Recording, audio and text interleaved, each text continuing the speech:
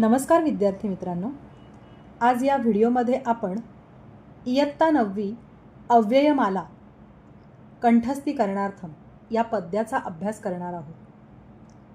यामध्ये असलेल्या सुभाषितांचे उच्चार आणि त्यांचा अर्थ या दोन्ही गोष्टींविषयी तुम्हाला अधिक माहिती या व्हिडिओमधून मिळणार आहे। म्हणूनच व्हिडिओ शेवटपर्यंत बघावा अशी मी तुम्हा सर्वांना विनंती करते। श्रोतुं कर्णौ वक्तुमास्यं सुहास्यं घ्रातुं घ्राणं पादयुग्मं विहर्तुं द्रष्टुं नेत्रे हस्तयुग्मं च दातुं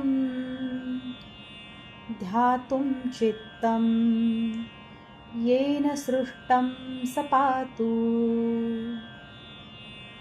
गुणाः कुर्वन्ति दूतत्वं दूरेऽपि वसतां सतां केतकी गन्धमाघ्राय स्वयमायान्ति षट्पदाः भुक्त्वा तृणानि शुष्काणि पीत्वा तोयं जलाशयात् दुग्धं यच्छन्ति लोकेभ्यो धेनवो लोकमातरः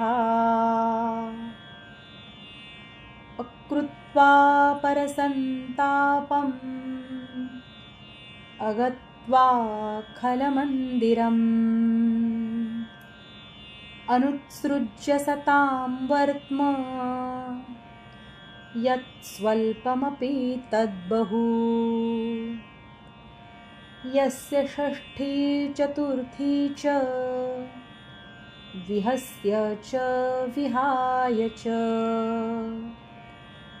अहं कथं द्वितीया स्यात् द्वितीयास्त्यामहं कथम्। प्रारभ्यते न खलु विघ्नभयेन नीचैः प्रारभ्य विघ्नविहता विरमन्ति मध्याः विघ्नैः पुनः पुनरपि प्रतिहन्यमानाः प्रारब्धमुत्तमजनान् परित्यजन्ति स्थानभ्रष्टान् शोभन्ते दन्ताः केशानखानराः इति विज्ञाय मतिमान् स्वस्थानं न परित्यजेत्। दैवमेवेति सञ्चिन्त्य न स्वोद्योगं नरस्त्यजेत् अनुद्यमेन कस्तैलं तिलेभ्यः प्राप्तुमर्हति। या व्हिडिओनुसार सर्व सुभाषितांचे उच्चार तुम्हा सर्व विद्यार्थ्यांना अगदी चांगल्या प्रकारे समजले असतील अशी आशा करते। येणाऱ्या परीक्षेच्या आधी तुम्ही सर्वांनी हा व्हिडिओ नक्की ऐकावा, बघावा, जेणेकरून त्यावर आधारित असलेल्या प्रश्नांची उत्तरं किंवा सुभाषितं पाठ करणं या दोन्ही गोष्टी तुम्हा सर्व विद्यार्थ्यांना सोप्या जातील। धन्यवाद।